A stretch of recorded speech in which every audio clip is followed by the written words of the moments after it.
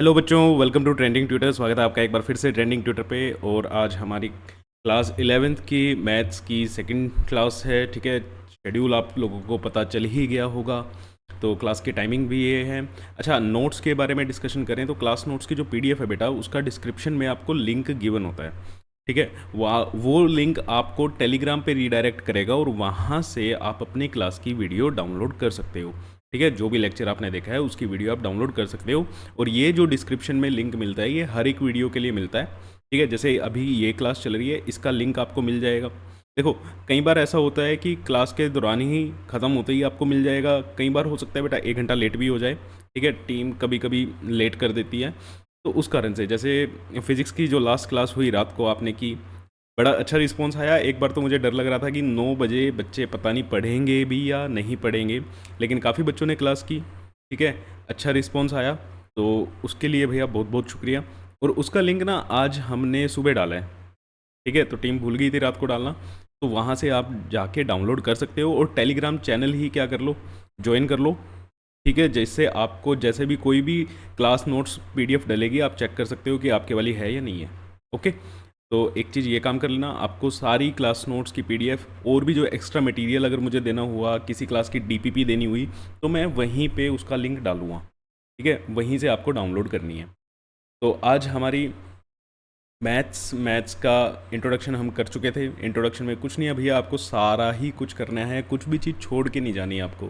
ठीक है, ध्यान में रखना है आपको बेटा, 12th करके बाद आपको पेपर देना है जेई मेंस का, है ना, जेई एडवांस का, सीयूईटी का, और भी जैसे बिट स्टैट हो गया, अलग अलग आपको फॉर्म भरने हैं। तो वहाँ पे सभी कुछ आएगा, तो आपको सब कुछ करना है। कई बार बच्चे देखते हैं कि ये यार चैप्टर मेरे को मुश्किल लग रहा है, ये मैं छोड़ देता हूँ। नहीं, ये हम बात कर चुके हैं, सब कुछ ही करना है। सेट थ्योरी हमारा चैप्टर नंबर 1, ये हम स्टार्ट कर चुके हैं। कल हमने स्टार्ट किया था, आज हमारा लेक्चर नंबर 2 है। कल हम रोस्टर फॉर्म तक हम पढ़ चुके थे, सेट की इंट्रोडक्शन देख चुके थे हम, सेट क्या होता है। ठीक है, आई होप आप सबने वो रिवाइज़ किया है। आज हमारा लेक्चर नंबर 2 है। लेक्चर नंबर 2 में कंटिन्यू कर रहे हैं सेट बिल्डर फॉर्म, आज हम कंटिन्यू करेंगे। हमने रोस्टर फॉर्म देख ली थी, आज हमारी क्या है, सेट बिल्डर फॉर्म। अब देखो, आपने रोस्टर फॉर्म देखी, रोस्टर फॉर्म में क्या होता था, मान लो कोई सेट ए है, उसको कैसे लिखा है, 1 2 3 4 5 6, ऐसे मान लो कोई आपको एक सेट दे दिया। अब इसमें इसे हम क्या कहते थे, रोस्टर फॉर्म। इसे हम क्या कहते थे बेटा, रोस्टर फॉर्म। अब रोस्टर फॉर्म में तो आपको एलिमेंट्स डायरेक्टली गिवन होते हैं, है ना, डायरेक्ट एलिमेंट्स ही आपको गिवन होते हैं। लेकिन सेट बिल्डर फॉर्म में क्या होता है, सेट बिल्डर फॉर्म में आपको डायरेक्ट एलिमेंट नहीं गिवन होंगे, उनकी कुछ ना कुछ प्रॉपर्टी गिवन होगी, जिससे आप पहचानोगे कि उसके अंदर क्या क्या एलिमेंट्स हैं। ठीक है, सेट बिल्डर फॉर्म में अब अगर मुझे इसी चीज़ को, इसी सेट को सेट बिल्डर फॉर्म में लिखना है, तो मैं ना इस सेट ए की यहाँ पे मैं डायरेक्ट एलिमेंट्स ना लिख के, ठीक है, इस जगह पे मैं डायरेक्ट एलिमेंट नहीं लिखूंगा। जैसे यहाँ पे 1 2 3 4 5 6 लिखे हुए हैं, मैं यहाँ पे एलिमेंट्स की प्रॉपर्टी लिखूंगा। ठीक है, क्या लिखी जाएगी यहाँ पे, प्रॉपर्टी ऑफ एलिमेंट।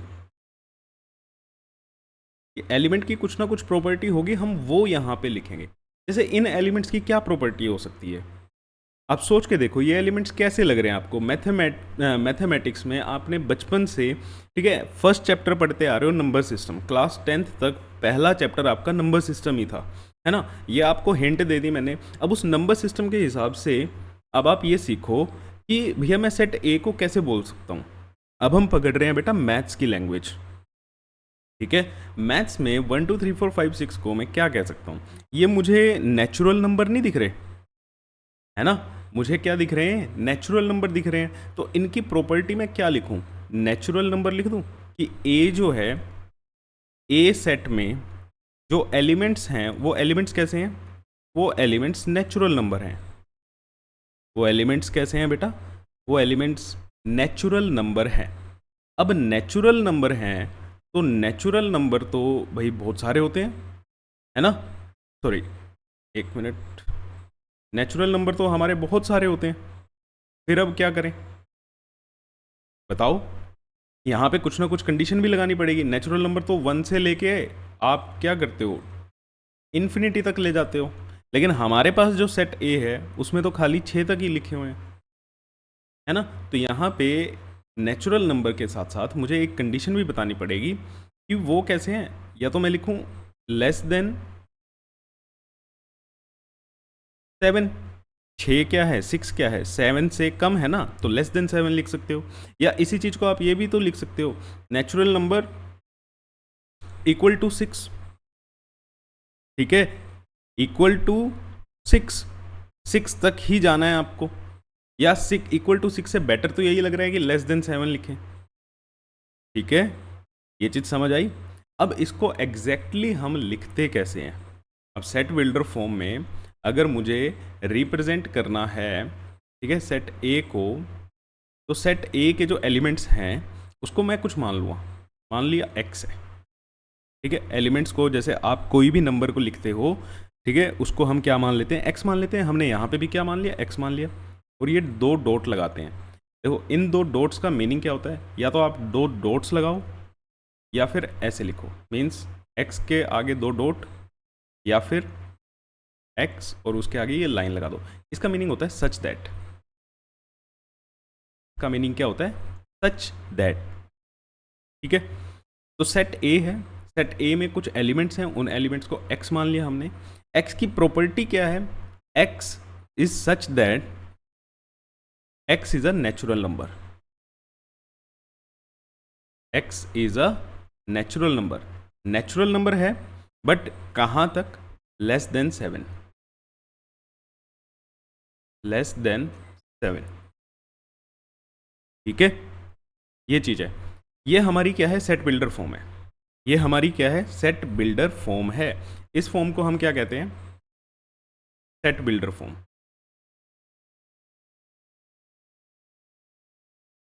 इस फॉर्म को हम क्या बोलते हैं, सेट बिल्डर फॉर्म। यहाँ पे आपको कोई डायरेक्ट एलिमेंट नहीं गिवन है, आपको क्या गिवन है, उस एलिमेंट्स की प्रॉपर्टी गिवन है। भैया एक्स कोई भी आप नेचुरल नंबर लोगे और 7 से कम लोगे तो एक्स की क्या क्या वैल्यू ले सकते हो आप, एक्स 1 हो सकता है, 2 हो सकता है, 3, 4, 5 एंड 6, क्योंकि ये आपकी कंडीशन भी लगी हुई है कि नेचुरल नंबर भी होना चाहिए। ये सारे के सारे नेचुरल नंबर भी हैं और 7 से कम भी हैं, ठीक है। दोनों कंडीशन हमारी सेटिस्फाई होगी, ये वाली भी, ये वाली भी। अब एक और चीज़ समझो, फर्स्ट क्लास से मैं आपको कहता आ रहा हूँ, या आपने जो बच्चे 10th में भी मेरे लेक्चर लगाए हैं जिन्होंने, मैं वहाँ से भी कहता आ रहा हूँ, हर एक सब्जेक्ट की एक लैंग्वेज होती है, उस लैंग्वेज को समझो। अभी आपने जो ये सेट बिल्डर फॉर्म लिखी है, ये सेट बिल्डर फॉर्म बेटा आपने इंग्लिश लैंग्वेज में लिखी है। ये जो सिंपल सिंपल आपको लैंग्वेज समझ आ रही है, x is a natural number and less than 7, ये हमने किस फॉर्म में लिखी हुई है, ये हमारी इंग्लिश लैंग्वेज है, ठीक है। ये हमारी क्या है, इंग्लिश लैंग्वेज है तो सेट बिल्डर फॉर्म ही। लेकिन हम तो क्या पढ़ रहे हैं भैया, मैथ पढ़ रहे हैं, हमें तो मैथ्स की लैंग्वेज भी सीखनी पड़ेगी और वही हमारे लिए ज़्यादा ज़रूरी है, मैथ्स की लैंग्वेज सीखना। तो मैथ्स की लैंग्वेज में मैं एक्स को कैसे लिखूँगा, सेट ए को मैं कैसे लिखूँगा, x is such that x is a natural number. मतलब जो एक्स है वो कहीं ना कहीं नेचुरल नंबर की फैमिली से आ रहा है। या मैं ये बोल सकता हूँ बेटा कि x जो है वो नेचुरल नंबर से बिलोंग करता है ना। मैं क्या बोल सकता हूँ, x नेचुरल नंबर से बिलोंग करता है। और कल हमने बिलोंग के लिए एक सिंबल देखा था, ये वाला, है ना। ये सिंबल क्या कहते, belongs to, x belongs to natural number. अब नेचुरल नंबर को हम कैसे लिखते हैं, नेचुरल नंबर के लिए क्या साइन यूज करते हैं बेटा, कैपिटल एन, है ना। कैपिटल एन आपका डिनोट करता है क्या है, वो नेचुरल नंबर है, ठीक है। तो अगर मुझे ये लिखना है x belongs to natural number, तो मैं बिलोंग्स टू को हटा के यहां पे बिलोंग्स टू की जगह ये वाला साइन यूज करूंगा। नेचुरल नंबर की जगह मैं क्या लिखूंगा, एन लिखूंगा। तो ये जो मेरी इतनी बड़ी इंग्लिश लैंग्वेज थी वो शॉर्ट में क्या हो गई, ऐसे नहीं हो गया, x belongs to natural number, ठीक है। और हमें क्या कंडीशन लगानी है, x इज लेस देन 7। जो x की वैल्यू होंगी वो 7 से क्या होनी चाहिए, कम होनी चाहिए। 7 से कम होनी चाहिए, तो ये तो आपको लिखना आता ही है, बचपन से पता है आपको लेस देन का साइन क्या होता है। तो x इज लेस देन 7। ठीक है, ये हटा रहा हूं मैं, ये आपने देख लिया है। तो x इज लेस देन 7। तो जो हमने ऊपर बात लिखी है इंग्लिश लैंग्वेज में, इसी को हमने मैथमेटिकल लैंग्वेज में कन्वर्ट कर दिया। ये जो हमारी है ये हमारी मैथ्स की लैंग्वेज है। ठीक है, ये हमने किस में लिखा है? मैथमेटिकल लैंग्वेज में।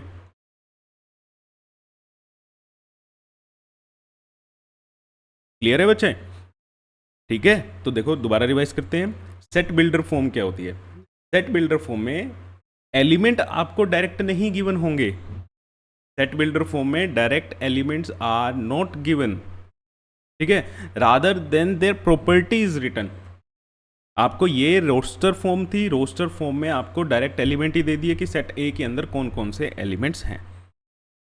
ठीक है, यहां पे क्या हुआ? एक्स ए सेट में क्या देंगे आपको? कुछ ना कुछ यहां पे क्लाउड जो बनाया हमने, यहां पे क्या लिख के देंगे? प्रॉपर्टी लिख के देंगे जो वो एलिमेंट सेटिस्फाई कर रहे होंगे। ठीक है, जैसे इस सेट में ए में हमें 1 2 3 4 5 6 दिया। ये हमें पता है कि भैया ऐसे तो नेचुरल नंबर होते थे, बचपन से सिखाया है कि नेचुरल नंबर 1 से स्टार्ट होते हैं और इन्फिनिटी तक मूव करते हैं। ठीक है, तो ये हमारे नेचुरल नंबर की कंडीशन को सेटिस्फाई कर रहे थे। लेकिन उसमें भी क्या था, हमारे पास ये इन्फिनिटी तक नहीं जा रहे, सिर्फ 6 पे एंड हो जा रहे हैं। तो मतलब ये नेचुरल नंबर तो हैं लेकिन 7 से छोटे छोटे लेने हैं हमें। ठीक है, 7 से क्या होने चाहिए? कम होने चाहिए। क्लियर है बच्चे? अभी आपको इस सेट बिल्डर फॉर्म में धीरे धीरे मजा आएगा। एक बार आपको लगेगी यार रोस्टर फॉर्म ही बहुत ज़्यादा अच्छी थी, रोस्टर फॉर्म बहुत ज़्यादा अच्छी थी, बहुत ज़्यादा ईजी थी, और ईजी चीज़ करके आप कुछ नहीं बनोगे, तो आपको टफ चीज़ें तो करनी पड़ेंगी। और सेट बिल्डर फॉर्म आज सिर्फ मैं आपको सेट बिल्डर फॉर्म कराऊंगा और थोड़ा सा टाइप्स बताऊंगा सेट के क्या होते हैं, जो बहुत ईजी हैं। उससे ज़्यादा नहीं, आप सेट बिल्डर फॉर्म के आज क्वेश्चंस की प्रैक्टिस करोगे। ठीक है, 3-4 क्वेश्चन मैं भी आपको कराऊंगा जिससे आपका दिमाग चलेगा कि कैसे हमें प्रॉपर्टीज़ को सोचना है। नेक्स्ट हमने क्या देखा कि हम इसको रिप्रेजेंट कैसे करेंगे। तो सेट ए में अब जो भी एलिमेंट्स थे उनको हमने क्या माना? एक्स मान लिया। ठीक है, और एक्स की हमने प्रॉपर्टी लगा दी। अब ये कॉलम का साइन लगाओ, 2 डॉट्स लगाओ, या फिर एक लाइन लगाओ, ऐसे करके लिखो आप एक्स इज नेचुरल नंबर। ठीक है, वो आपकी मर्जी है। तो यहां पे हमने लिखा x is a natural number less than 7। तो ये हमारी क्या होगी? ये दोनों कंडीशन हमारी सेटिस्फाई होगी कि x नेचुरल नंबर भी होना चाहिए और 7 से छोटा भी होना चाहिए, क्योंकि वही कंडीशन हमारा ए सेट सेटिस्फाई कर रहा था, उसके जो एलिमेंट्स थे। अब ये वाली लैंग्वेज क्या थी? सिंपल आपकी इंग्लिश लैंग्वेज थी। हम पढ़ रहे हैं मैथ्स, हमने मैथ्स की लैंग्वेज में इसको कन्वर्ट किया। मैथ्स की लैंग्वेज के लिए कल हमने ये सीखा था भैया ये वर्ड क्या होता है, ये जो सिंबल है ये क्या शो करता है? Belongs to. अब हमें पता है एक्स नेचुरल नंबर की फैमिली से बिलोंग करता है, तो इतनी बड़ी चीज़ को हमने सिंपल सी छोटी सी लाइन में लिख दिया, x belongs to natural number. इसको रीड कैसे किया जाता है? इसको रीड कैसे किया जाता है? एक्स बिलोंग्स टू एन के लिए नेचुरल नंबर। ठीक है, ऐसे हम इसको रीड करते हैं। और दूसरी कंडीशन जो थी हमारी कि x इज लेस देन 7, तो वो आपको लिखना आता है बचपन से, x is less then 7। Less than का साइन तो आपको बताने की जरूरत ही नहीं है। ठीक है, तो ये इंग्लिश लैंग्वेज थी, ये हिंदी लैंग्वेज थी, दोनों के दोनों हैं क्या? सेट बिल्डर फॉर्म ही है। ये दोनों की दोनों ही क्या है बेटा? सेट बिल्डर फॉर्म में ही लिखे हुए हैं, लेकिन एक इंग्लिश लैंग्वेज में लिखा हुआ है, एक मैथमेटिकल लैंग्वेज में लिखा हुआ है। आपको देख के अच्छा भी लग रहा होगा यार, मैथमेटिकल लैंग्वेज लिखना थोड़ा ज़्यादा ईजी है ना?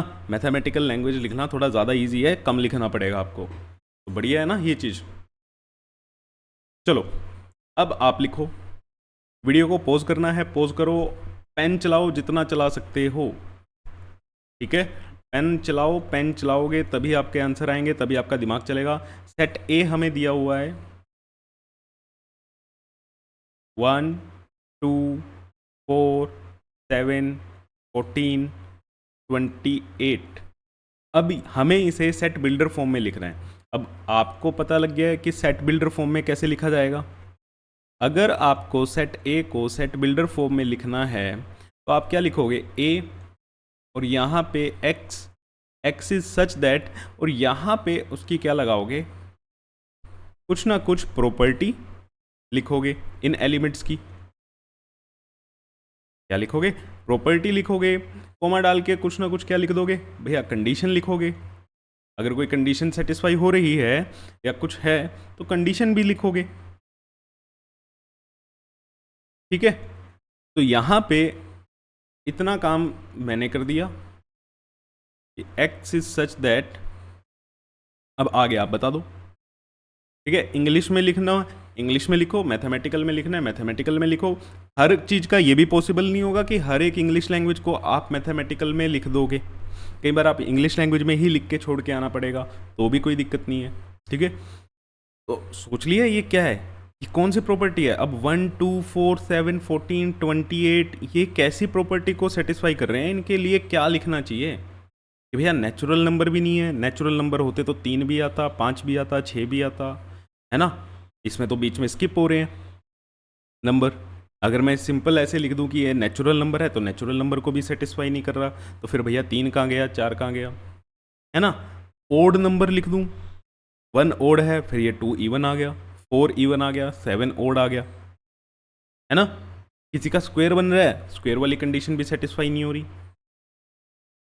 समझ रहे हो आप? तो इसको क्या सोचें, कैसे करें इसको? अच्छा, इस एक चीज़ देखना, ये क्या सारे नंबर आपको 28 के फैक्टर्स नहीं दिख रहे? देख के देखो भैया, 28 के आपने 10th में फर्स्ट चैप्टर किया था ना, HCF LCM वाला। तो 28 के अगर हम फैक्टर्स बनाएं तो क्या बनेगा? 1 सबका फैक्टर होता है, फिर 2, है ना, 2 के बाद 4, 7, 14, 28। ये 28 के क्या हैं? ये फैक्टर्स हैं ना। 28 के क्या हैं? ये फैक्टर्स हैं। तो हमारे पास सेट ए में x एक ऐसा नंबर है सच that x is a factor of 28। और कोई कंडीशन क्या है? और कोई कंडीशन लगा सकते हो आप यहाँ पे?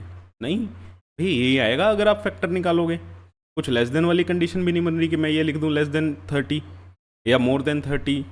कुछ ऐसा तो नहीं बनेगा, क्योंकि इसके बाद तो कोई नंबर इसका फैक्टर बनेगा नहीं जो इसको पूरा डिवाइड कर दे। ठीक है ना, फैक्टर तो वही होते हैं जो उसको पूरा डिवाइड कर दें। तो ये मेरी क्या बनी? Set builder form. ये क्या बना?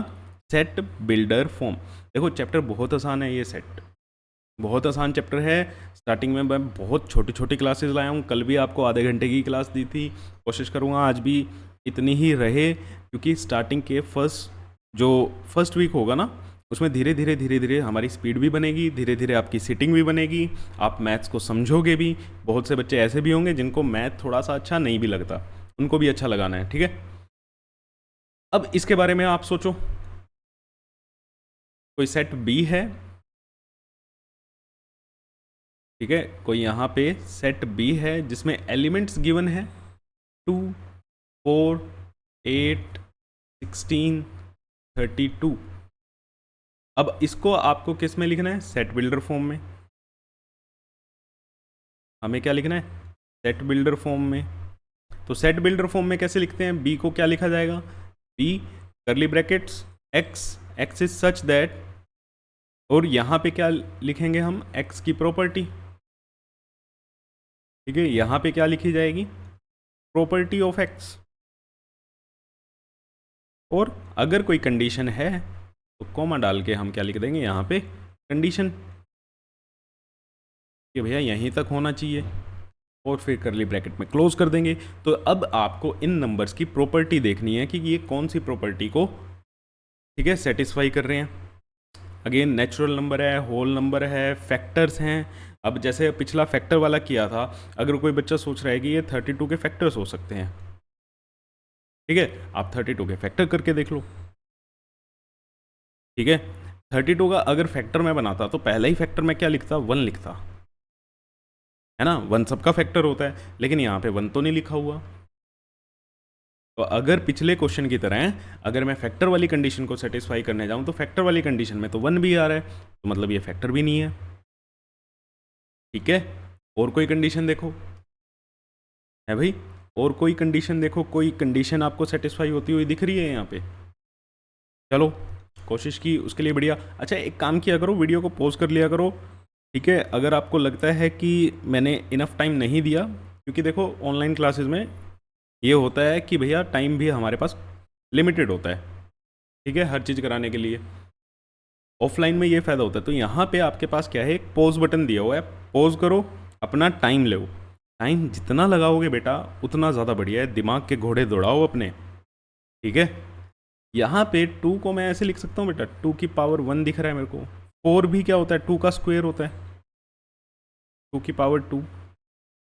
8 क्या होता है, 2 की पावर 3, ठीक है। 16 क्या होता है, 2 की पावर 4। 32 क्या होता है, 2 की पावर 5। तो मतलब ये 2 के क्या हैं, कुछ ना कुछ पावर्स हैं, ठीक है। अब इसको हम कैसे लिखेंगे सेट बिल्डर फॉर्म में? अब इंग्लिश लैंग्वेज में तो लिखना बहुत मुश्किल है कि पावर कैसे लिखेंगे। तो बी क्या है, x is such that x belongs to, x किससे बिलोंग कर रहा है भैया, 2 की पावर से बिलोंग कर रहा है। अब यहाँ पे मैं 2 की पावर 1 2 की पावर 2 ऐसे नहीं लिखूंगा, मैं एक जर्नल क्या यूज़ करूँगा, 2 की पावर n, 2 की पावर n, ठीक है। जब हम 2 की पावर n करेंगे तो n के लिए मुझे कोई ना कोई कंडीशन लिखनी पड़ेगी। भैया हमारा लास्ट नंबर कहाँ तक जा रहा है, ये n हमारा कहाँ तक जा रहा है, 5 तक। n हमारा कहाँ तक जा रहा है, 5 तक, ठीक है। अब मेरे को ये बताओ, n को मैं होल नंबर लिख दूं, होल नंबर लिख दूं कि n क्या है, n belongs to whole number. अगर मैं होल नंबर लिखता तो n की वैल्यू 0 भी पॉसिबल है, और अगर मैं 2 की पावर 0 पुट करूंगा तो 2 की पावर 0 क्या होगा, 1। 1 इसमें है नहीं, तो अब n की कंडीशन क्या है, n क्या हो सकता है, नेचुरल नंबर हो सकता है, क्योंकि नेचुरल नंबर 1 से स्टार्ट होते हैं और हमारी वैल्यू भी कहाँ से आ रही है, पहली वैल्यू 1 से ही आ रही है। तो मैं n की कंडीशन लगाऊंगा, n belongs to natural number. n हमारा क्या है, नेचुरल नंबर होगा। अब नेचुरल नंबर तो 1 से स्टार्ट हो गए, इन्फिनिटी तक जाते हैं, लेकिन हमारे लास्ट एलिमेंट में n की वैल्यू जस्ट क्या आ रही है, 5 आ रही है ना। n की वैल्यू क्या आ रही है, 5 आ रही है। तो हम क्या कंडीशन लगाएंगे कि n जो है वो लेस देन इक्वल टू 5 है, कि भैया 5 से छोटा और उसके बराबर, ये वाली कंडीशन कि n is less than equal to 5, 5 से छोटा और क्या हो, इक्वल भी हो, 5 के बराबर भी हो। 5 के बराबर होगा तो ये वाली कंडीशन सेटिस्फाई हो जाएगी, 5 से छोटा होगा तो आपके 4 3 2 1 ये सारे के सारे आ जाएंगे। अब आप कहोगे 5 से छोटा तो सर 0 भी होता है, -1 भी है, -2 भी है, तो उसके लिए हमने ये कंडीशन लगा तो दी ना बेटा, कि n को बता तो दिया, n सिर्फ और सिर्फ कहाँ से बिलोंग करेगा, n नेचुरल नंबर से बिलोंग करेगा। अगर मैं यहाँ पे लिख देता ना n बिलोंग्स टू इंटीजर्स, कि इंटीजर में तो सारे ही आ जाते हैं, फिर यहाँ पे मुझे ये कंडीशन बड़ी चेंज करनी पड़ती, ठीक है। यहाँ पे मुझे ये कंडीशन में और चेंजेस करने पड़ते कि फिर मेरे को कैसे लिखना पड़ता, n 5 से कम और 1 से बड़ा और उसके इक्वल, क्योंकि फिर अगर मैं n को इंटीजर बोल दूँ, इंटीजर में तो -1 भी आ गया, 0 भी आ गया, वो वाले नंबर तो हमें लेने नहीं है, ठीक है। तो यहाँ पे अगर आप चेंजेस करते हो कि सर मैं तो इंटीजर लिख देता हूँ, तो बेटा इंटीजर अगर लिखते हो तो आपकी आगे वाली कंडीशन भी बहुत अच्छे से ध्यान से लिखनी पड़ेगी आपको, क्योंकि इंटीजर में फिर नेगेटिव नंबर भी आते हैं, आपको पता है, ठीक है। तो लिखना सीखा ये सेट बिल्डर फॉर्म। देखो स्टार्टिंग में थोड़ा सा लगेगा अजीब, स्टार्टिंग में थोड़ा सा क्या लग सकता है, अजीब लग सकता है, लेकिन सेट बिल्डर फॉर्म से ही आपको प्यार करना पड़ेगा। अल्टीमेटली यही आपको नंबर दिलवाएगी और यही आपके काम आएगी, क्योंकि जैसे जैसे चैप्टर भी आगे जाएंगे ना, उसमें मैथमेटिकल लैंग्वेज ही यूज़ होगी। बच्चों को दिक्कत ये आती है कि वो मैथ्स की लैंग्वेज ही नहीं पकड़ते, समझते नहीं। जैसे लास्ट टाइम भी मैंने एग्जाम्पल दिया था कुछ बच्चों को कि उनसे वर्ड प्रॉब्लम नहीं सोल्व होती, वर्ड प्रॉब्लम से इक्वेशन बना के दे दो, इक्वेशन सोल्व हो जाती है ना, ठीक है। तो नेक्स्ट अब सोचो भैया आप, अब आपका काम, अब हमें तो सेट सी लिखना है, सेट बिल्डर फॉर्म में लिखना है, ठीक है, इन सेट बिल्डर फॉर्म में ही लिखना है, सेट बिल्डर फॉर्म पढ़ रहे हैं हम। तो सेट सी को सेट बिल्डर फॉर्म में लिखने के लिए इनके एलिमेंट्स को मैं x मान लेता हूँ और x की कुछ ना कुछ यहाँ पे प्रॉपर्टी लगाएंगे, और कंडीशन है तो कंडीशंस लगाएंगे, ऐसे हमें लिखनी है। अब इस प्रॉपर्टी के बारे में आप सोचो, और कोई कंडीशन है तो कंडीशन के बारे में भी सोच लो भाई,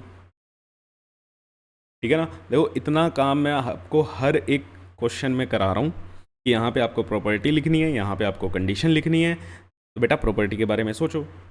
अब सेट सी में 2 4 6, 2 4 6 माइनस में जा रहा है, 0 भी आ रहा है ना, तो कहीं ना कहीं पे ये हमारे क्या लग रहे हैं, आपको इवन नंबर दिख रहे हैं, और 0 भी है, नेगेटिव नंबर भी है, तो ये सारे के सारे क्या हैं। अब देखो नेचुरल नंबर से तो ये बिलोंग नहीं करेगा, नेचुरल नंबर तो ये होंगे नहीं, ठीक है। होल नंबर भी नहीं होंगे, ठीक है, ये होल नंबर भी नहीं हो सकते क्योंकि होल नंबर में नेगेटिव नहीं आते, तो ये इंटीजर हो सकते हैं। क्या हो सकते हैं, इंटीजर हो सकते हैं। वेरी गुड, इंटीजर को जेड से भी लिखा जाता है, इंटीजर को जेड से भी लिखा जाता है, इंटीजर हो सकते हैं, लेकिन इंटीजर में सारे इंटीजर भी नहीं है, 1 नहीं है, 3 नहीं है, 4 नहीं है, ये सिर्फ क्या है, इवन वाले हैं। अगर हमें दिख रहा है तो ये सब क्या है, इवन वाले हैं। और आपने छोटी क्लासेस में ये सीखा होगा कि कोई भी इवन नंबर है, किसी भी इवन नंबर को मैं 2 का मल्टीपल लिख सकता हूँ, 2 इंटू एन कर दें, जहाँ पे एन की वैल्यू 1 लोगे तो 2 आ जाएगा, 2 लोगे 4 आ जाएगा, ठीक है, 3 लोगे 6 आ जाएगा, ऐसा ही होगा ना। तो इवन नंबर को, किसी भी इवन नंबर को हम 2n से रिप्रेजेंट कर सकते हैं, कर सकते हैं ना, ये चीज़ आपने सीखी हुई है।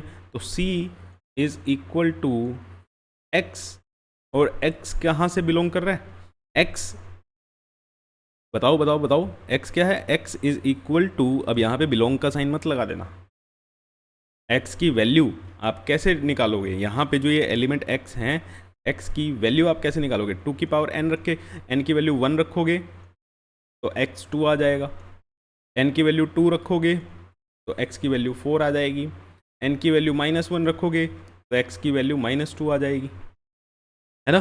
तो x is equal to 2n, और जहां पे n क्या हो सकता है आपका,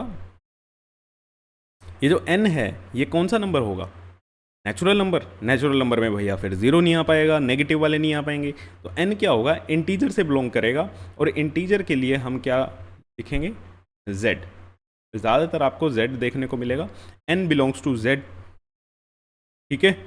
अब z में भी इंटीजर तो इन्फिनिटी तक भी चलते हैं, माइनस इन्फिनिटी तक भी और प्लस इन्फिनिटी तक भी, तो एक और कंडीशन लगानी पड़ेगी, हमारा यहाँ पे -6 आ रहा है और यहाँ पे 6 आ रहा है, -6 कब आएगा, जब n की वैल्यू 2n में n की वैल्यू क्या होगी, -3 होगी, और 6 कब आएगा, जब n की वैल्यू 3 होगी।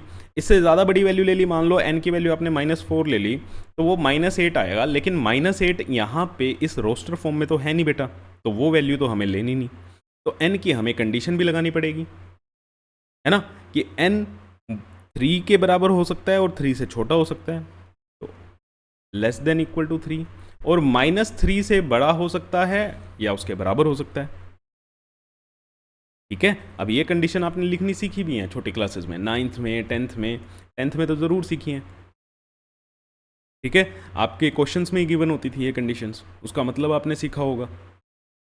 तो x is 2n where n belongs to integer, और इंटीजर में भी कहाँ तक लेनी है n की वैल्यू, भैया +3 और -3 के बीच वाली ही वैल्यू लेनी है, और +3 को भी इंक्लूड करना है और -3 को भी आपको इंक्लूड करना है, इक्वल टू का साइन लगाया हुआ है, इक्वालिटी लगाई हुई है, ठीक है बच्चे। तो आई होप आपको ये क्वेश्चन भी हुआ होगा।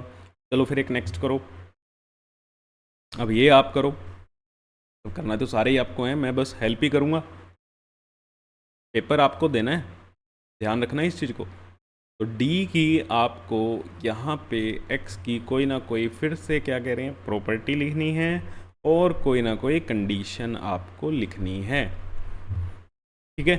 अब देखो ये वाली कंडीशन को कैसे सेटिस्फाई हो रहा है, तो यहाँ पे तो स्क्वायर भी नहीं बन रहा है, ठीक है, ऊपर 1, अब देखो एक पैटर्न आपको दिख रहा है, ऊपर 1 है, 2 के बाद फिर 3 4, मतलब जो नंबर ऊपर है नीचे वाला नंबर उससे एक ज़्यादा है ना, जो नंबर ऊपर है नीचे वाला नंबर उससे क्या है, एक ज़्यादा है। तो अब इसको लिखना सोचो कैसे लिखेंगे हम। अच्छा मैं वही कह रहा हूँ, अगर किसी को लगता है कि सर आप क्यों करा रहे हो, हमें टाइम दो करने का, बेटा पॉज बटन है उसका यूज़ भी करना सीखो, ओके। तो देखो देखो देखो, लिखो कैसे लिखोगे इसको, मैं ऐसे लिखें, T is equal to x such that x is equal to N, है ना, ऐसे लिखता हूँ। कई बार ना मेरा एक्स और एन बच्चों को एक जैसा लगता है। ऊपर एन तो नीचे एक ज़्यादा आ रहा है, तो एन में एक ऐड कर देंगे, ठीक है। एन में क्या कर देंगे, 1 ऐड कर देंगे। और यहाँ पे एन किससे बिलोंग कर रहा है, एन हमारा क्या है, एक नेचुरल नंबर ही है ना, जीरो वाला तो यूज़ नहीं हो रहा, माइनस में भी नहीं जा रहा, नहीं जा रहा, तो N belongs to natural number. और वो भी कहाँ तक, नेचुरल नंबर भी क्या इन्फिनिटी तक जा रहे हैं, नहीं जा रहे।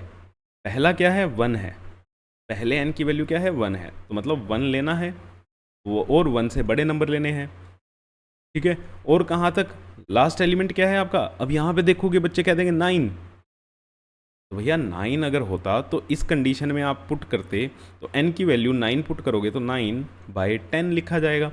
9/10 तो है नहीं हमारा यहाँ पे। ऊपर वाला नंबर क्या है, 8 है ना, तो मैं 8 ही लिखूंगा क्योंकि ऊपर 8 आएगा तभी नीचे 9 आएगा, और हमारा लास्ट एलिमेंट 8/9 ही है, 9/10 नहीं है, तो इक्वल टू और लेस देन 8। क्लियर हुआ।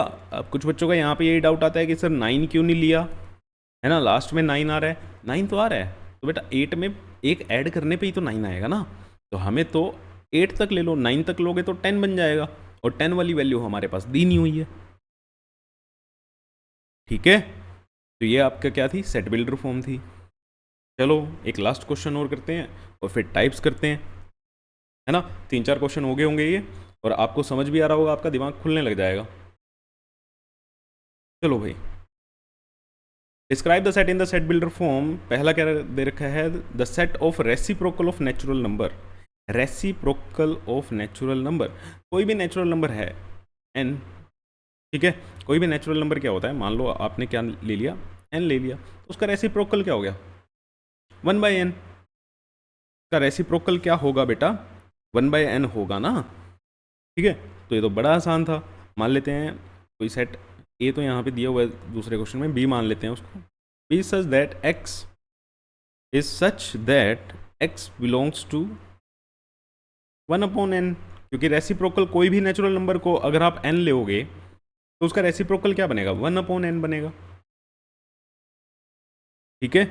और n की वैल्यू क्या डाल दो यहाँ पे, n belongs to natural number, n belongs to natural number, simple है। अब सेकंड वाले का सेट ए तो आप कैसे लिख सकते हो, x इज सच दैट, देखो ऊपर 1, यहाँ पे 1, इसको मैं ऐसे लिखूँ, या इसको अब 1 का स्क्वायर लिख सकते हो, यहाँ पे देखो आपको 2 का स्क्वायर मिल रहा है, यहाँ पे आपको 3 का स्क्वायर मिल रहा है, यहाँ पे आपको 4 का स्क्वायर मिल रहा है, और यहाँ पे आपको 5 का स्क्वायर मिल रहा है ना। तो मतलब नेचुरल नंबर को क्या कर रहे हो, स्क्वायर में कर रहे हो, लेकिन 1/n में है, तो इस बार आप ऐसे नहीं लिखोगे x is equal to n square. अगर आप यहाँ पे n स्क्वायर लिख देते तो आपको 1, 2, 9, 16 मिलता, लेकिन यहाँ पे 1/n है, तो इसको भी हम कैसे लिखेंगे, 1/n स्क्वायर। अब n की वैल्यू नेचुरल नंबर से ही स्टार्ट हो रही है, n की वैल्यू नेचुरल नंबर से स्टार्ट हो रही है, लेकिन इस कंडीशन के साथ कि भैया 5 तक ही जा रहे हो। कहाँ तक जा रहे हो, 5 तक ही जा रहे हो। n की वैल्यू 1 से बड़ी और 1 के बराबर हो सकती है, और 5 से छोटी या फिर 5 के बराबर ही हो सकती है। 6 मत ले लेना, नहीं तो 1/36 बनता, और 1/36 हमारे इस रोस्टर फॉर्म में गिवन नहीं है, ठीक है बेटा। 1/36 हमारे इस रोस्टर फॉर्म में गिवन नहीं है, तो हमने उसको नहीं लिया। क्लियर है। तो आई होप आपको ये रोस्टर फॉर्म और सेट बिल्डर फॉर्म दोनों समझ आ गई होगी। ईजी, मुझे पता है रोस्टर फॉर्म लगी है, लेकिन क्या हमें रोस्टर फॉर्म के साथ ही ज़िंदगी निकालनी है अपनी सेट में, नहीं, रोस्टर फॉर्म से हमारा कोई ज़्यादा फ़ायदा होने नहीं वाला, ठीक है। तो आपको सेट बिल्डर फॉर्म से ही प्यार करना पड़ेगा, आपको अपनी की ज़िंदगी में सेट बिल्डर फॉर्म को एक इम्पोर्टेंट दर्जा देना पड़ेगा, और धीरे धीरे आ जाएगा ये सब, ठीक है। चलो भाई, नेक्स्ट हम देखते हैं अब टाइप्स ऑफ सेट्स। बहुत ईजी है। टाइप्स ऑफ सेट्स क्या होते हैं, पहला टाइप है फाइनाइट सेट। पहला टाइप क्या है, फाइनाइट सेट। फाइनाइट सेट में क्या होते हैं, जिसमें नंबर ऑफ एलिमेंट्स क्या हो, फाइनाइट हो। ठीक है, फाइनाइट सेट को हम कैसे लिखेंगे, in which the number of elements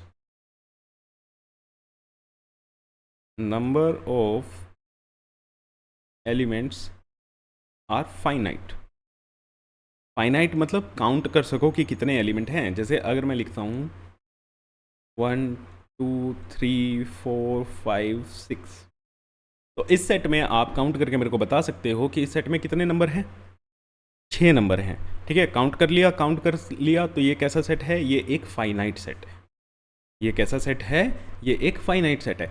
जिस भी सेट में आप टोटल नंबर ऑफ एलिमेंट्स को काउंट कर सको कि भैया इसमें कितने नंबर हैं, एक फिक्स नंबर आए, तो आप उसको क्या बोलोगे, वो फाइनाइट सेट है। जैसे जितने भी आपने अभी तक क्वेश्चन किए वो सारे के सारे हमारे फाइनाइट सेट ही थे। ठीक है, उन सभी में एक फिक्स नंबर ऑफ एलिमेंट थे, किसी में 4 थे, किसी में 5 थे, किसी में 6 थे, है ना। तो वो सारे के सारे आप काउंट कर पा रहे थे, तो वो क्या थे, हमारे फाइनाइट सेट। इनफाइनाइट सेट, अब ये इनफाइनाइट सेट क्या होता है भैया, जिसमें आप नंबर्स को काउंट ना कर पाओ। ठीक है, in which number of elements are infinite, in which number of elements are infinite, count ही ना कर पाओ, इन्फिनिटी तक जाएं। जैसे अगर मैं लिख देता हूँ, अब इनफाइनाइट सेट को लिखते कैसे, 1 2 3 4 5 dot dot dot dot dot, चलता जा रहा है आगे तक, कहाँ पे ख़त्म हो रहा है, लास्ट सेट क्या है मुझे नहीं पता। ठीक है ना, लास्ट सेट क्या है मुझे नहीं पता। तो ये हमारे क्या होते हैं, इनफाइनाइट सेट्स होते हैं। अब ये कौन सा इनफाइनाइट सेट है बेटा, ये आपको दिख रहा है कि ये नेचुरल नंबर है। ये क्या है, हमारे नेचुरल नंबर हैं। तो कुछ हमारे स्टैंडर्ड होते हैं, स्टैंडर्ड इनफाइनाइट सेट्स कौन से होते हैं, देखो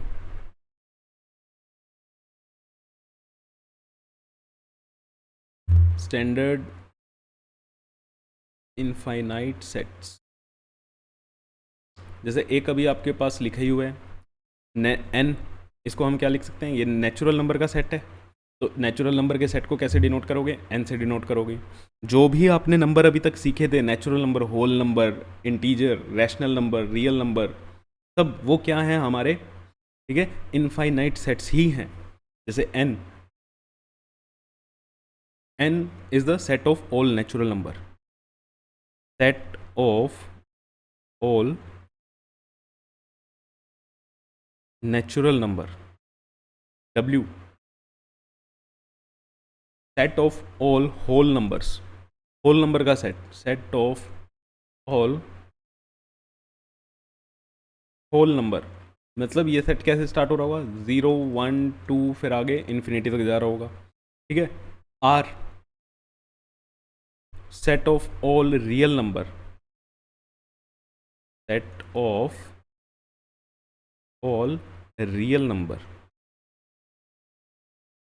अब कहीं कहीं आपको ऐसे भी दिखेगा आर प्लस। अब ये आर प्लस क्या है, आर क्या रिप्रेजेंट करता है, रियल नंबर, पॉजिटिव कौन से, पॉजिटिव रियल नंबर। ठीक है, उसमें हम नेगेटिव नहीं काउंट करेंगे। Set of all positive real number, जितने भी पॉजिटिव रियल नंबर है उसको करली ब्रैकेट्स के अंदर डाल दो, इनफाइनाइट तक चलते रहने दो। ठीक है, ऐसे ही नेगेटिव का भी बना सकते हो भैया आप, R minus, set of all negative real number. Clear, next और क्या बना सकते हो, रैशनल नंबर का सेट बना सकते हो। रैशनल नंबर के सेट को हम कैसे लिखते हैं, क्यू से लिखते हैं। ठीक है, क्यू क्या रिप्रेजेंट करेगा, set of all rational number. ठीक है, आई या जेड से डिनोट करो, set of all integers, set of all integers. अब ऐसे ही इसमें, ठीक है, क्या करोगे, अगर आई प्लस या जेड प्लस कर दो तो पॉजिटिव वाले आ जाएंगे, आई माइनस या जेड माइनस कर दो तो क्या आ जाएगा, नेगेटिव वाले आ जाएंगे। पॉजिटिव वाले, set of all positive integers, set of all positive integers. ठीक है, और set of all negative integers.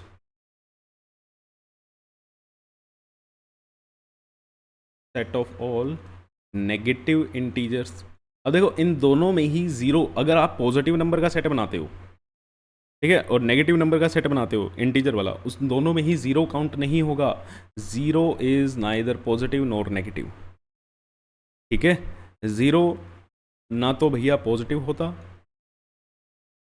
Positive भी नहीं होता, ना ही ये नेगेटिव होता। ठीक है, तो ज़ीरो आपके इन दोनों सेट में काउंट नहीं होगा।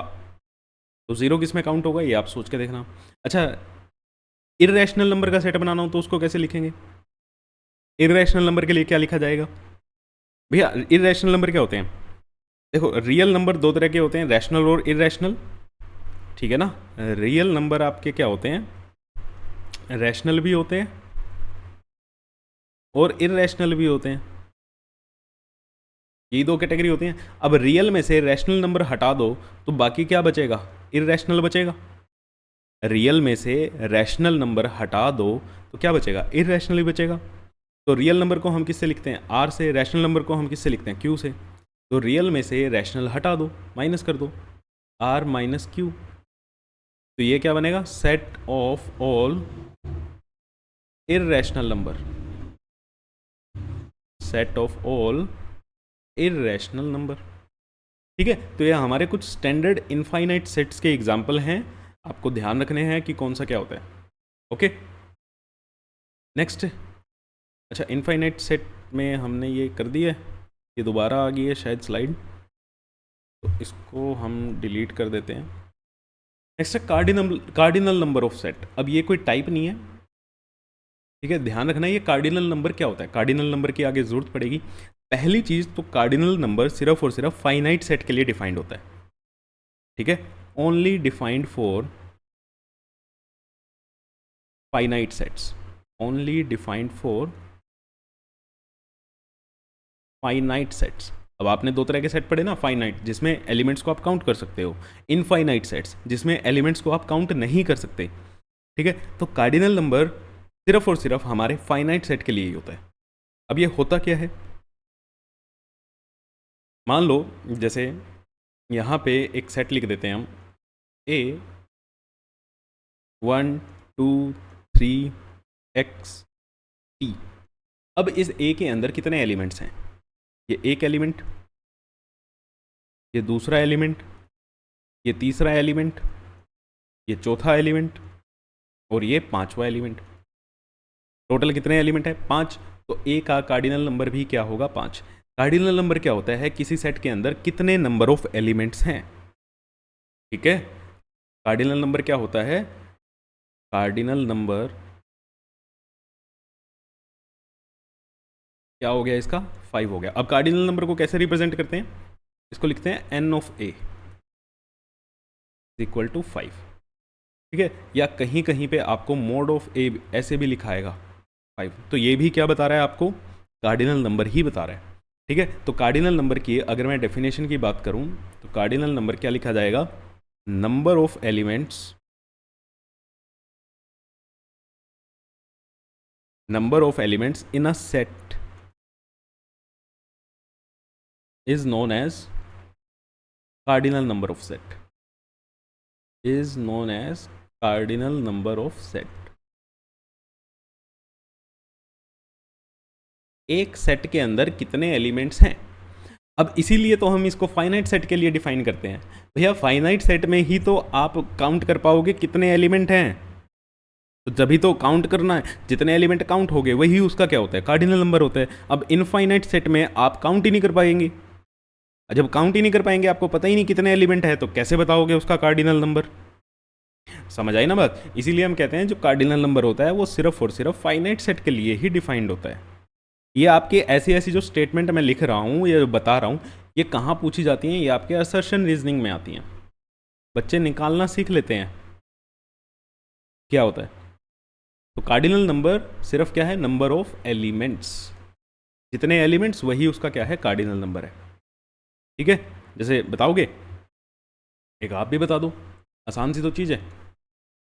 कोई सेट हमने ले लिया B, में मान लो x y, -1, -8, 0, 10, ठीक है। तो इसका कार्डिनल नंबर क्या होगा, कैसे लिखेंगे, n ऑफ b। अब b में एलिमेंट काउंट करो, 1, 2, 3, 4, 5, 6। तो b का कार्डिनल नंबर क्या हो गया, 6। b का कार्डिनल नंबर क्या हो गया, 6। अब मान लो एक सेट A है जिसमें एलिमेंट है 1, 2। एक सेट C है जिसमें एलिमेंट हैं 4, 5।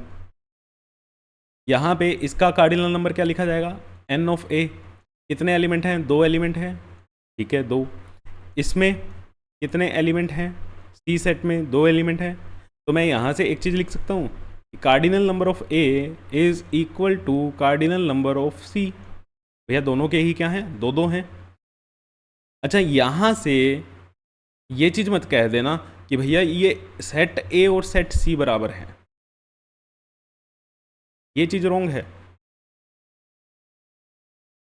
Set A is equal to set C नहीं, cardinal number of A is equal to cardinal number of C। अभी इक्वल सेट्स क्या होते हैं ये हमने पढ़ा नहीं है, इक्वल सेट अभी पढ़ाऊंगा क्या होते हैं, ठीक है। तो यहाँ पे इस चीज़ को भी हाईलाइट करके रखना। कार्डिनल नंबर सेम है तो सेट भी सेम होगा, नहीं कार्डिनल नंबर अगर बराबर है तो सेट भी बराबर होगा, ये चीज़ नहीं, ज़रूरी नहीं है, ठीक है।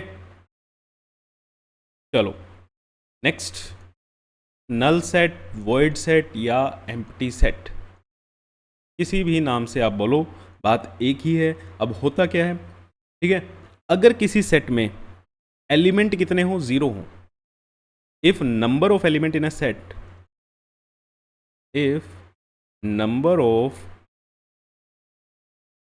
element in a set is 0,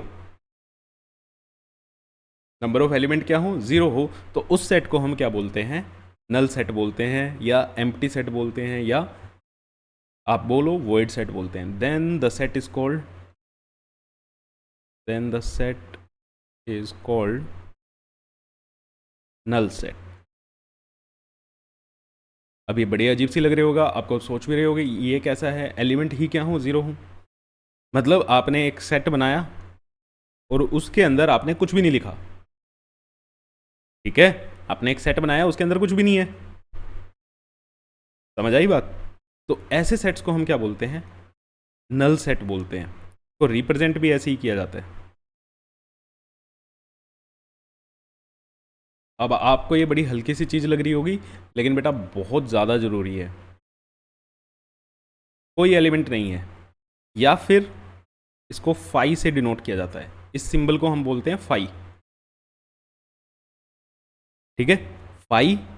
या फिर आप क्या दिखाओ, करली ब्रैकेट्स, लेकिन करली ब्रैकेट्स में कोई भी एलिमेंट नहीं होना चाहिए, ठीक है, करली ब्रैकेट्स में कोई भी एलिमेंट नहीं होना चाहिए।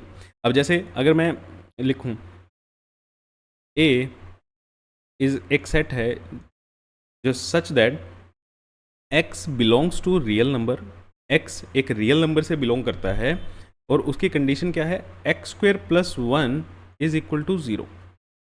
x² + 1 क्या है, 0 है। तो अब आप मेरे को इसकी रोस्टर फॉर्म बनाओ कि x में क्या क्या एलिमेंट्स आ सकते हैं। अभी देखो पीछे हमने क्या किया था, रोस्टर फॉर्म को हमने सेट बिल्डर फॉर्म में कन्वर्ट किया था, यहाँ पे उसका उल्टा कर रहे हैं, सेट बिल्डर से हम एलिमेंट लिख देंगे यहाँ पे कि भैया x में क्या क्या नंबर आएंगे। तो रियल नंबर में रैशनल भी आ सकता है, इरेशनल भी आ सकता है, नेगेटिव भी आ सकते हैं, जीरो भी आ सकता है, पॉजिटिव भी आ सकते हैं, सब कुछ आ सकते हैं। तो x रियल नंबर है, समझ गए क्या क्या हो सकता है। लेकिन कंडीशन क्या है कि x² + 1 क्या आना चाहिए, 0 आना चाहिए। अब मेरे को बता दो भैया x की कोई ऐसी वैल्यू बता दो जिसका स्क्वायर करो और उसमें 1 ऐड करो तो 0 आए। मान लो मैं x की वैल्यू ले लेता हूँ √3। अब √3 है कि इरेशनल है ना, ले सकते हैं, बिल्कुल ले सकते हैं सर, क्योंकि हमने क्या कंडीशन लगाई है, उन्होंने क्या दिया हुआ है, x belongs to real number, और रियल नंबर में रैशनल भी होता है, इरेशनल भी होता है, तो हमने ये कंडीशन लगाई। अब यहाँ से रियल नंबर से हमने ये एक वैल्यू उठा ली x की।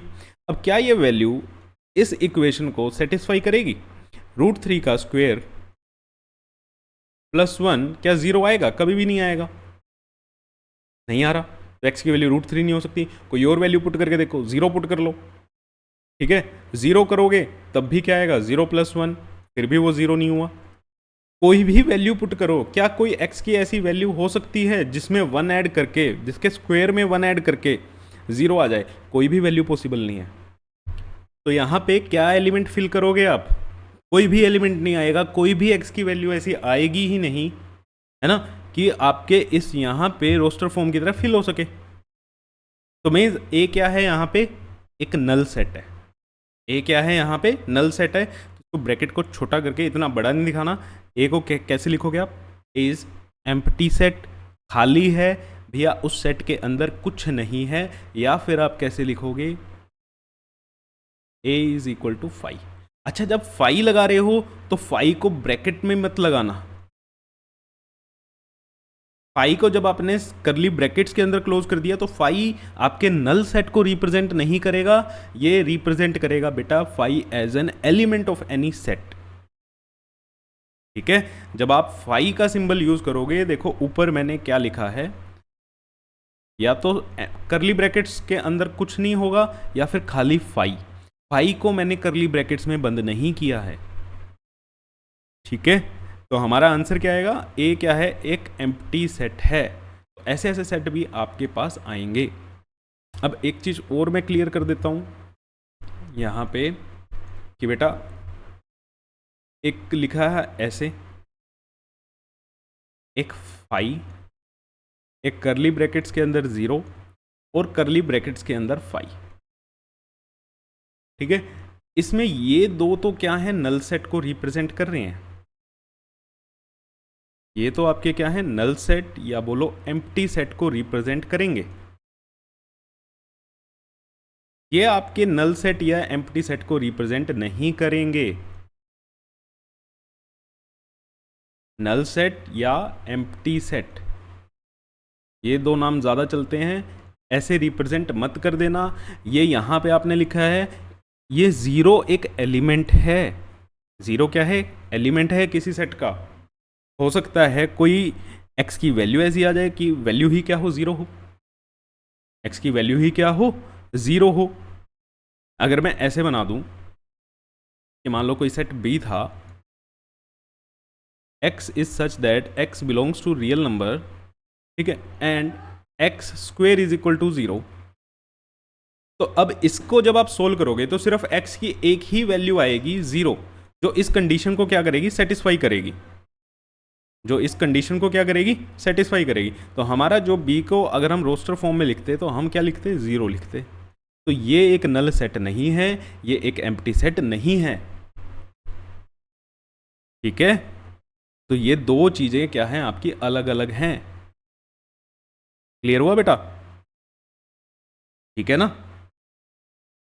तो इस चीज का बड़ा ध्यान रखना कि एम्प्टी सेट को या तो करली ब्रैकेट्स के अंदर कुछ नहीं लिखोगे या सिर्फ और सिर्फ 5 लिखोगे। 5 को करली ब्रैकेट्स के अंदर बंद नहीं करोगे। ठीक है, नेक्स्ट देखो सिंगलटन सेट।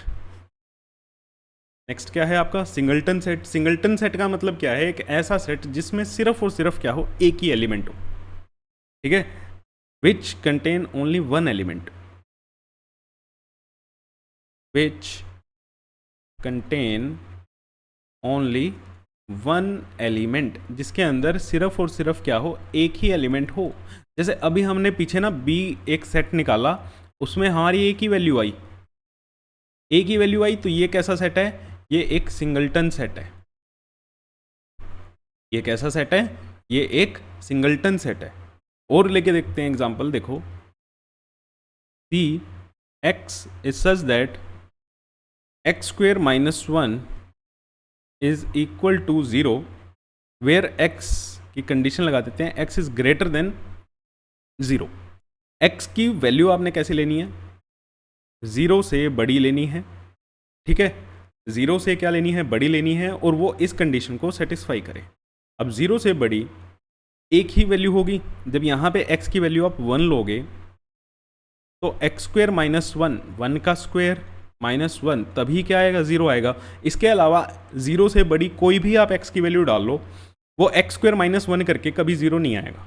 तो जब हम इसको रोस्टर फॉर्म में लिखेंगे तो सी सेट को, अब यहाँ पे हम x की कितनी वैल्यू पुट करेंगे? सिर्फ एक ही वैल्यू आ रही है जो इस कंडीशन को सेटिस्फाई कर रही है। तो 1, अब इस सेट में क्या है, सी सेट में सिर्फ एक ही एलिमेंट है, तो सी सेट हमारा कैसा हुआ, एक सिंगलटन सेट हुआ। सी सेट हमारा कैसा हुआ, एक सिंगलटन सेट हुआ। ठीक है बेटा, क्लियर हो गया ये। तो नल सेट क्या होता है, सिंगलटन सेट क्या होता है, दोनों में फर्क है। नल सेट में एक भी एलिमेंट नहीं होगा, सिंगलटन सेट में क्या होगा, एक एलिमेंट आपका प्रेजेंट होगा। ठीक है, नेक्स्ट, इक्वल सेट्स क्या होते हैं। ठीक है, इक्वल सेट्स क्या होते हैं। अब इक्वल सेट्स की बात हो रही है, यहां पे एस लगा हुआ है, कोई एक सेट की बात नहीं करेंगे, दो सेट ही हो सकते हैं भैया बराबर होने के लिए। ठीक है ना, बराबर होने के लिए कम से कम दो चीजें तो होनी चाहिए, समझ रहे हो। तो अगर एक सेट के एलिमेंट्स दूसरे सेट में मौजूद हैं सारे के सारे, तो उन दो सेट्स को हम क्या बोलेंगे, वो इक्वल सेट्स हैं। ठीक है, जैसे if all the elements if all the elements of two sets are exactly equal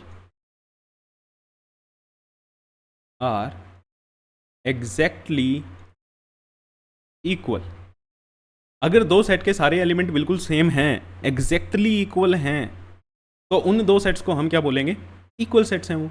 जैसे मान लेते हैं ए कोई सेट है 1 3 4 और बी एक सेट है 3 1 4। क्या ए और बी इक्वल हैं। ठीक है, क्या मैं लिख सकता हूं ए इज इक्वल टू बी, बताओ ट्रू और फॉल्स है भाई, बताओ ट्रू है या फॉल्स है। तो बेटा ये एग्जैक्टली ट्रू है। क्या कहा है, इक्वल सेट्स क्या होंगे, जब दो सेट्स के एलिमेंट बिल्कुल सेम हो। इस सेट में एलिमेंट क्या है, 1 है 3 है और 4 है। इस सेट में एलिमेंट भी क्या है, 1 भी है 3 भी है 4 भी है। दोनों सेट के एलिमेंट्स क्या है, सेम ही तो है। तो ए और बी क्या है, बिल्कुल ट्रू है। अब यहाँ पे ऑर्डर का तो हमें फर्क ही नहीं पड़ता ना यार, ऑर्डर किसी भी ऑर्डर में लिखा हो। हमने ये थोड़ी बोला है कि ऑर्डर भी सेम होना चाहिए। कल की क्लास में हमने बोला था कि भैया सेट के अंदर जब भी आप एलिमेंट्स को लिखते हो, उनका ऑर्डर मैटर ही नहीं करता, किसी भी ऑर्डर में लिखो। ठीक है ना, जब हमने रोस्टर फॉर्म पढ़ी थी तो हमने लास्ट में पढ़ा था कि जब भी आप सेट लिखते हो, सेट की दो कंडीशन पढ़ी थी हमने। एक तो सेट में नंबर ऑफ एलिमेंट्स रिपीट नहीं होनी चाहिए, कोई भी एलिमेंट रिपीट नहीं होना चाहिए, रिपीटेशन अलाउड नहीं थी। और एक क्या था बेटा कि आपका ऑर्डर मैटर ही नहीं करता, तो यहाँ पे ऑर्डर मैटर नहीं करता है। ठीक है, क्लियर। अब एक और मेरे को बताओ, मान लेते हैं एक सेट है ए इज 1 2, ठीक है, और एक बी सेट है, बी सेट लिखा हुआ है x is such that x square minus 3x plus 2 is equal to 0, और x बिलोंग कर रहा है रियल नंबर को। क्या ये दो सेट इक्वल हैं भैया, क्या ये दो सेट इक्वल हैं, बताओ जल्दी जल्दी बताओ। अब ये एक इक्वेशन दे दी आपको, इस इक्वेशन को जब आप सोल्व करोगे, x square minus x minus 2x plus 2 is equal to 0, तो यहाँ से x कॉमन लेंगे, पहले में से x माइनस 1 और उधर से 2 कॉमन लेंगे। ठीक है, माइनस 2 कॉमन लेंगे, x minus 1 is equal to 0, तो दो फैक्टर बने x माइनस 2 और x minus 1 is equal to 0, तो यहाँ से वैल्यू क्या आई 2 और यहाँ से वैल्यू क्या आई 1। तो मतलब अगर B सेट को मैं रोस्टर फॉर्म में लिखता तो क्या आता मेरे पास, एलिमेंट 2 और 1 आते। यहाँ पे भी क्या है, A में भी क्या है 1 और 2। अच्छा, इसको ना हम चेंज कर देते हैं, इसको हम C और D लिख लेते हैं। ऊपर भी हमने A और B लिखा हुआ है, तो यहाँ पे C और D लिख लेते हैं, कंफ्यूज ना हो। तो C में भी एलिमेंट क्या है 1 2 है, D में भी एलिमेंट क्या है 1 2 आए हैं। देन हम क्या लिख सकते हैं, then we can write C is equal to D। तो ज़रूरी नहीं है आपको सारे रोस्टर फॉर्म में ही दे के पूछेंगे। तो भैया एक को रोस्टर में दे दिया, एक को आपके सेट बिल्डर में दे दिया, या दोनों को ही सेट बिल्डर में दे सकते हैं। ठीक है, तो ऐसे भी आप चेक कर सकते हो। क्लियर है। तो ये क्या थे आपके इक्वल सेट्स थे। इक्वल सेट में क्या होगा कि नंबर जो एलिमेंट्स हैं वो एग्जैक्टली इक्वल होंगे, दोनों सेट के एलिमेंट्स बराबर होंगे, सेम एलिमेंट्स होंगे। ठीक है, अच्छा, आज के लिए लास्ट, लग रहा होगा कि सर ने आधे घंटे का बोल के 1 घंटे से ऊपर ले लिया। बेटा हो जाता है जब भी। ठीक है, आज हम सेट्स के टाइप्स तो कर लेंगे, एक सेट रह जाएगा, आगे अभी बहुत कुछ है। चलो, इक्विवेलेंट सेट क्या होते हैं? अगर दो सेट का कार्डिनल नंबर सेम है तो उन दो सेट्स को हम क्या बोलेंगे? Equivalent sets. If cardinal number of sets is same, if cardinal number of sets is same, अगर कार्डिनल नंबर सेम है then they are said to be equivalent, then they are said to be equivalent.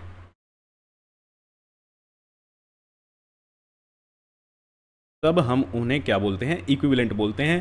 जैसे मान लो ए set है 1 2, ठीक है, B set है x Y.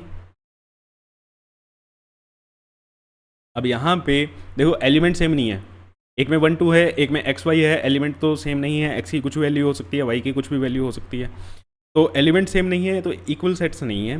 But देखो, अगर इसका कार्डिनल नंबर निकालें तो इसका कार्डिनल नंबर क्या है? 2, और इसका कार्डिनल नंबर निकालें, इसका कार्डिनल नंबर भी क्या आया? 2। Then we can say that A and B are equivalent. ठीक है, A and B are equivalent, A and B are equivalent sets. दो सेट्स का अगर कार्डिनल नंबर सेम है तो वो इक्विवेलेंट है। अगर दो सेट्स के नंबर ऑफ एलिमेंट्स ही एग्जैक्टली सेम है, नंबर ऑफ एलिमेंट्स ही सेम है, तो वो इक्वल है। ठीक है बच्चे, तो इस चीज़ का थोड़ा सा ध्यान रखना। बाकी आज के लिए इतना ही करते हैं। आई नो थोड़ा सा लंबा हो गया होगा सेशन, 1 घंटे का हो गया, तो उसके लिए थैंक यू सो मच। आपने पेशेंस सिखाया, आपने किया। तो आज हमने क्या क्या कवर कर लिया? आज हमने कवर किया है, हमने सेट बिल्डर फॉर्म बनाना सीख लिया, हमने टाइप्स ऑफ सेट सीख लिए। अब आगे इसके सबसेट्स वगैरह, पावर सेट्स और भी बहुत कुछ देखना है, तो बने रहो चैनल पे, सारा का सारा आपका सिलेबस हो जाएगा। तो मिलते हैं आपसे बेटा नेक्स्ट सेशन में, और उसके लिए लाइक करो, शेयर करो, सब्सक्राइब करो। भैया आप शेयर नहीं करते हो, शेयर करो। ठीक है, आपको फ्री एजुकेशन मिल रही है, उसका फ़ायदा उठाओ, लेकिन हमें भी थोड़ा बेनिफिट होना चाहिए। आप शेयर करो ताकि हम ज़्यादा से ज़्यादा बच्चों तक जुड़ सकें। Thank you.